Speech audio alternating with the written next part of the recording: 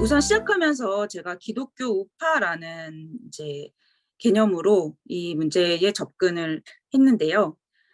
기독교 우파나 보수 기독교나 기독교 보수주의나 이런 것들이 이제 다 비슷한 말인 것 같지만, 기독교 보수주의, 보수 기독교와는 다르게 이제 기독교 우파라는 말은 좀 더 정치적인 의미를 담고 있습니다. 그래서 그냥 보수적인 신앙을 가진 기독교라는 거나 혹은 어떤 보수적인 정치 성향을 가진 기독교인을 의미하는 것이 아니라, 기독교 우파라고 할 때는 기독교의 개념을 가지고 특정한 정책이나 정치에 개입하는 정치적 파벌을 이야기할 때 그런 집단을 기독교 우파라고 부르고요. 이 기독교 우파라는 개념을 이야기하는 이유는 이런 활동들이 단순히 어떤 종교적인 신념이나 종교적인 이유에서 근거에서 나온다기보다는, 그것을 이용해서 어떻게 정치적 영향력을 미치고 정치적인 연합을 할 건지를 목적으로 하고 있기 때문이고, 물론 그 정치적 연합에는 굉장히 분명한 이해관계가 있기 때문이고요. 그리고 여기서 기독교 우파라고 할 때는 개신교만 의미하는 것이 아니라 카톨릭, 극우 뭐 포함해서 기독교라고 부를 수 있는 집단이 같이 다 포함될 수 있다라는 것을 이제 말씀드립니다. 특히 기독교 우파의 논리 체계에서 보면은 주로 어떤 남성으로 상징되는, 정말 남성이다라는 의미가 아니라 남성의 모습으로 혹은 그러한 권력으로 상징되는 단위가 이제 윗부분에 3개가 있죠. 신의 뜻이 있고, 그리고 그것을 그대로 실현하고자 하는 국가의 의지, 국가 권력이 있고, 그리고 그것의 수행 주체로서의 가정 안의 남성, 주로 가부장, 그리고 그런 남성들이 주도하는 어떤 권력, 이런 것들이 일종의 삼위일체처럼 신의 지침을 실현하는 도구, 그리고 그 실현을 위한 토대로서의 가정, 그 가정의 주인은 남성, 가부장을 전제로 하고 있고, 그런 신의 지침과 도구로서의 국가, 그것을 실현하는 국가와 그리고 그것의 토대가 되는 가정이 잘 삼위일체의 형태로 만들어져야 부강한 나라, 강한 나라가 될 수 있고 세계적인 영향력을 미칠 수 있다 라는 것을 이제 목표로 합니다. 그리고 그러한 국가의 상을 만들기 위해서 사실은 여기에 방해가 되는 세력들은 계속해서 통제하고 관리하고 없애나가야 되는 거죠. 그런 없애나가야 하는 대상으로 놓이는 사람들이 대놓고 이렇게 말하지는 않지만, 사실상 그들의 어떤 여러 정치 활동이나 논리에서 보면은 사회복지로 이제 먹고 사는 사람들, 이때 사회복지로 먹고 사는 사람들이라는 것은 사회복지의 혜택을 그냥 받는 사람들이 아니라 정말 어떤 어떠한 실질적인 시민으로서의 역량을 갖추지 못했으면서 사회복지에 기대서 노력을 하지 않고 근면하지 않고 사는 그런 가난한 사람들, 그리고 공산주의자 이런 사람들, 혹은 여기에 이제 이주민 이런 사람들이 이제 이 위치에 놓일 수 있겠죠. 그런 사람들이 어떤 배척의 대상 혹은 통제해야 되는 대상으로 놓이고, 또 다른 한편에서는 이런 것을 실현하는 데에 방해가 되는 어떤 오염을, 그런 목표를 오염시키는 사람들, 그리고 이것에 같이 동참해야 되는, 근면하게 동참해야 되는 사람들을 타락시키고 혼돈으로 이끌어간다라고 전제되는 페미니즘. 사실은 페미니즘이라고 하지만 주로 여기서 공격을 하는 것은 여권주의라는 말로 얘기할 수 있는 그런 페미니즘, 그 다음에 동성애 중에서도 특히 남성 동성애를 타겟으로 한다든지, 그다음에 뭐 무슬림이라든지 이런 사람들이 이제 이 목표를 실현시키는데 방해가 되는 사람들로서 이제 전제가 되는 것이겠고요. 우선은 미국의 기독교 우파 같은 경우는 아까 봤던 이제 신의 지침, 국가 도구로서의 국가, 그리고 그것을 실현을 위한 토대인 가정의 영역을 이렇게 전제로 했습니다. 이런 논리로서 이제 만든 거죠. 미국이 애초에 건국의 아버지들에 의해서 기독교 국가로 창설되었다라는 전제를 가지고 있고, 그런데 그런 기독교 국가로서 이제 세계적인 헤게모니를 가지고 부강해져야 하는 그런 미국을 60년대에 아시다시피 이제 베트남 전쟁이 있고 이제 새로운 이제 운동들이 막 벌어지던 때였는데, 그런 일들 자체를 이 미국의 중요한 미션을 방해하는, 그리고 세속화하고 자유주의화해서 그런 중요한 임무를 이제 하지 못하게 만드는 이제 세력들로 전제하게 된 거죠. 그래서 그런 급진적인 운동과 그다음에 평등주의, 급진주의 이런 것 때문에 그런 지침을 달성하지 못하는 국가가 되고 있다라고 이야기를 하기 시작했고, 그래서 다시금 건국의 의미를 되살려서 기독교 가치를 실현하는 국가로 거듭나야 한다라는 이제 목표를 가지고 대대적으로 그런 급진주의 운동, 평등주의 운동에 대한 공격을 시작하고, 그것을 이제 정치적인 로비로서 만들어냅니다. 그래서 60년대를 계기로 이제 전면적인 이제 이런 운동들이 시작이 됐고, 굉장히 이제 유명한 사람들로 뭐 다이렉트 메일이라는 것을 시작했던 리처드 비겔이라든지, 뭐 그다음에 뭐 도덕적인 우위, 뭐 모럴 메저리티라고 라는 단체를 이끌었던 뭐 제리 포렐이라든지 이런 사람들이 그런 이제 활동들을 적극적으로 이제 시작을 하는 거죠. 그래서 이들의 이제 특징적인 전략이라고 하면 굉장히 폭넓은 지역과 대중조직 네트워크를 가지고 있다는 점이고, 당연하겠죠. 그건 정말 엄청난 전국적인 교회 조직을 기반으로 하기 때문에 굉장히 지역 조직, 대중 조직을 이제 동원하기가 되게 쉬운 조직적인 구조를 가지고 있고, 그것을 백분 활용해서 적극적으로 이제 지역 정치에서부터 사람들을, 대중들을 모으고 개입하기 시작하고, 그리고 라디오 방송, 그다음에 다이렉트 메일, 그리고 TV 이런 것들을 미디어를 적극적으로 이제 섭렵을 하면서 이것을 이용해서 이제 그런 논리들을 많이 설파하는 데 적극적으로 활용을 하고, 그걸 통해서 막강한 이제 펀드레이징을 조성을 합니다. 그래서 이 공화당 후보들을 적극적으로 이제 밀어주기 시작하죠. 그리고 그런 전략들을 논의하는 이제 싱크탱크를 운영을 해서 굉장히 큰 영향력 있는 싱크탱크들을 굉장히 많이 만들어냈던 것이 이 미국 기독교 우파가 해왔던 전략인데요. 이것을 지금 한국의 기독교 우파가 굉장히 적극적으로 학습하고, 그리고 실현시키고자 했던 움직임이 이제 2000년대부터 굉장히 적극적으로 시작됐다고 봅니다. 그래서 사실 성소수자가 제일 가시적인 적대로서 놓여져 있지만, 그간의 행동들을 보면은 꼭 성소수자라서가 아니라 그러한 목적에 부합하고 어떤 세력을 규합하는 데에 도구가 될 수 있는 대상이라면 얼마든지 그 대상으로 놓일 수 있었다라는 것을 볼 수 있고요.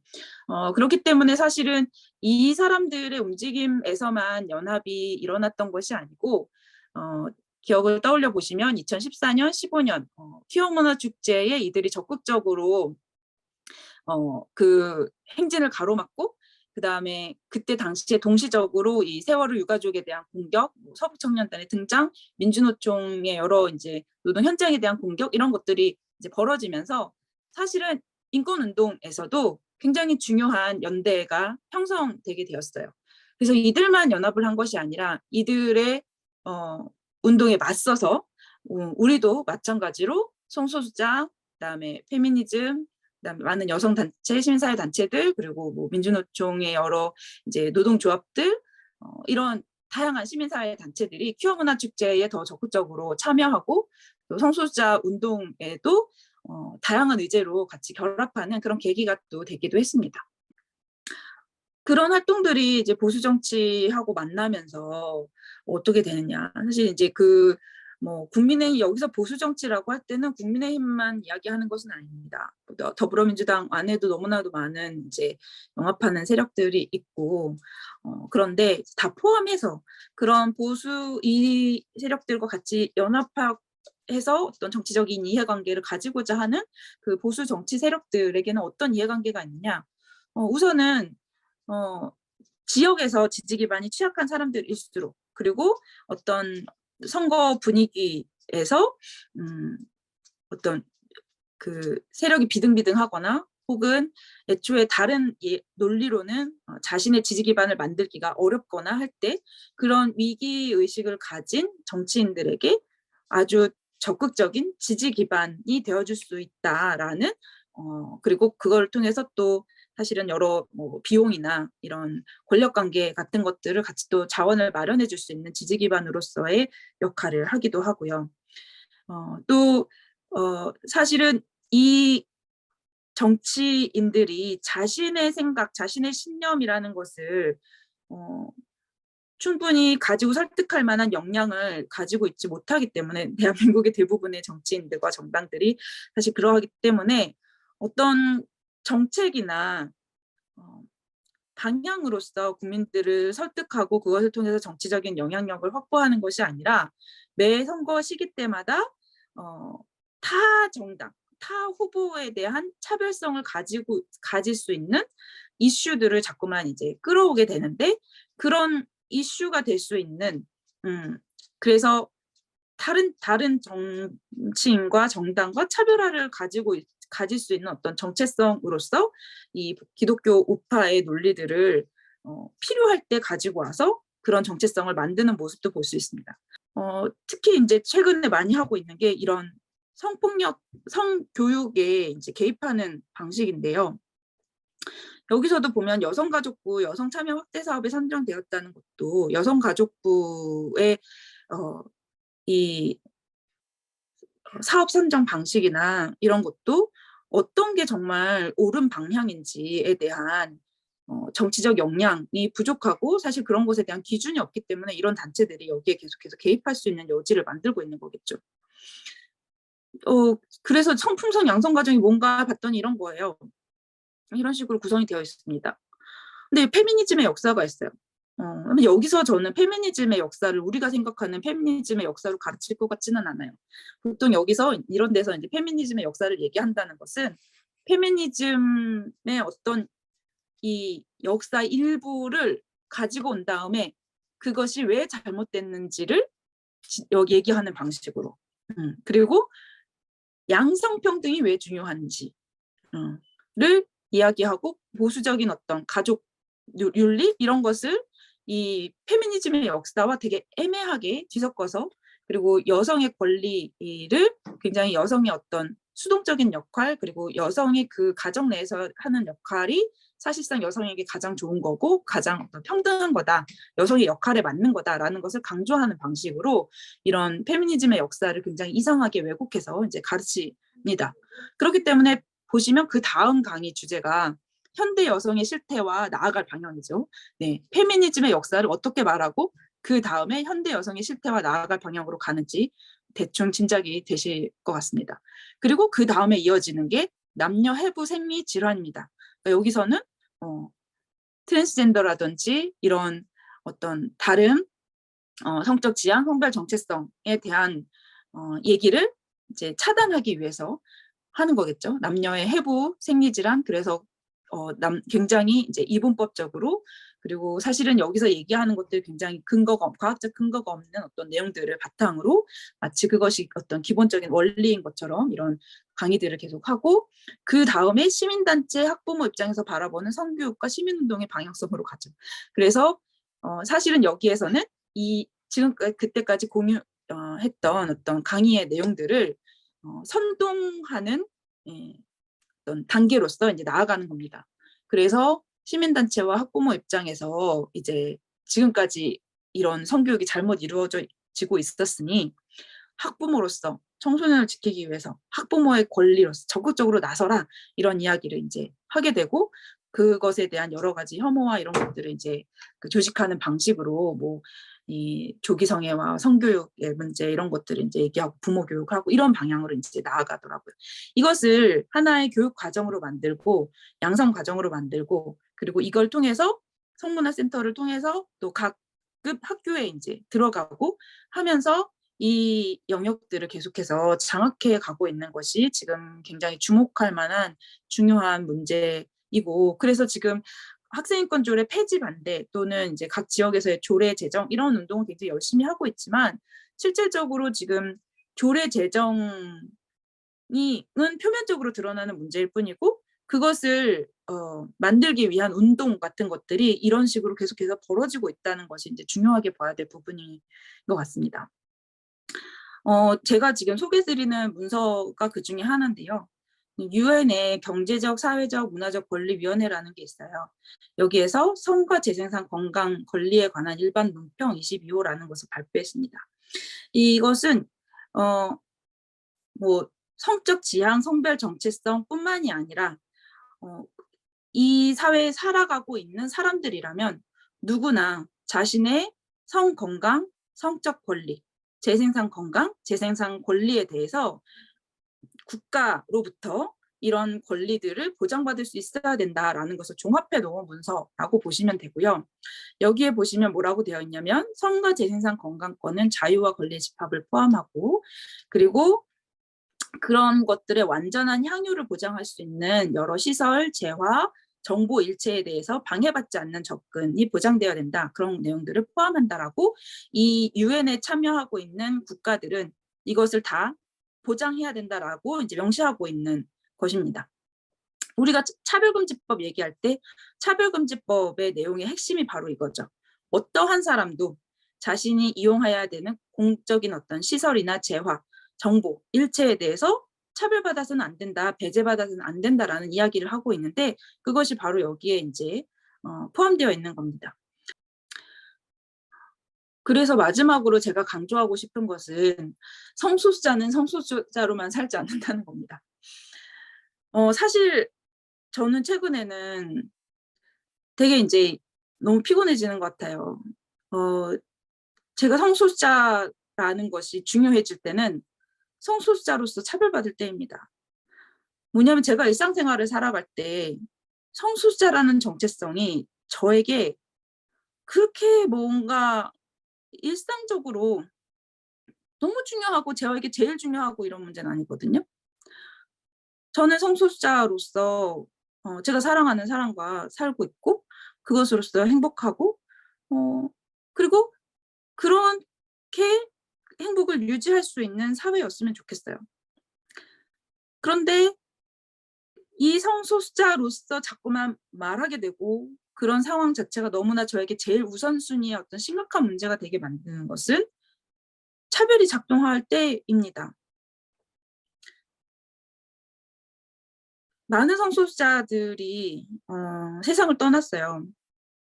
그런데 사회에서 그 성소수자들의 죽음을 볼 때 성소수자라서 차별받고 성소수자라서 힘들어서 사망한 것만 봅니다. 그런데 그 사람들 하나하나에게는 성소수자라는 사실이 이에 대한 사회적인 차별이 영향을 미쳐서 이 사람에게 발생한 여러 가지 다른 문제들이 같이 엮여 있어요.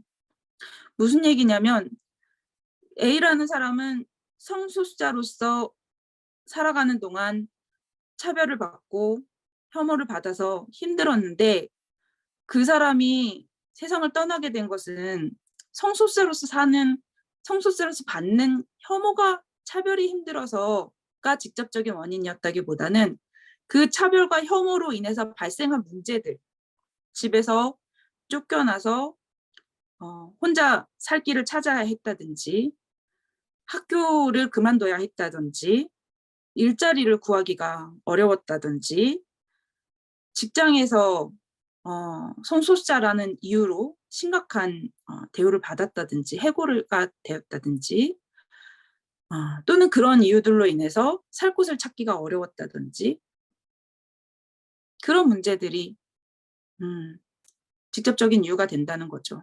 예를 들면 직장 내 성희롱이나 성폭력이 있을 때도 당사자를 공격하는 것은 윤리적으로 도덕적으로 부담스러우니까 그 사람을 고립시키기 위해서 직장 내 다른 동료들을 공격하고 그럼으로써 당사자를 배제시키는 방식, 학교 폭력에서도 너무 흔하게 보는 방식이죠. 한 사람을 왕따시키기 위해서 그 사람과 친하게 지내는 다른 친구들을 공격하는 방식, 제일 악랄한 방식이잖아요. 그런 방식을 취하고 있다는 거죠. 처음에는 그렇지 않았는데 이들이 혐오 세력이라고 공격을 받기 시작하니까 2016년, 17년부터 적극적으로 지지자를 공격해서 당사자들을 고립시키는 방식으로 전략을 바꾼 것 같아요. 그리고 그것이 되게 힘든 상황들을 지금 만들어내고 있고 그렇습니다. 그래서 저는 이제는 더 적극적으로 직접 여러분이 당사자가 되는 이 성소수자에 대한 이야기가 결국은 나에 대한 이야기와 연결된다라는 지점들을 더 많이 찾아낼 수 있는 시도를 한번 해보면 좋겠어요. 그런 이야기들이 어떤 게 있을까요?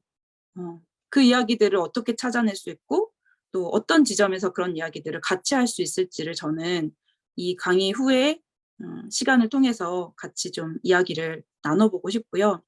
그런 방향들을 고민할 수 있는 분들을 앞으로 또 더 많이 만나게 되기를 바라면서 제 이야기는 일단 여기서 마치겠습니다.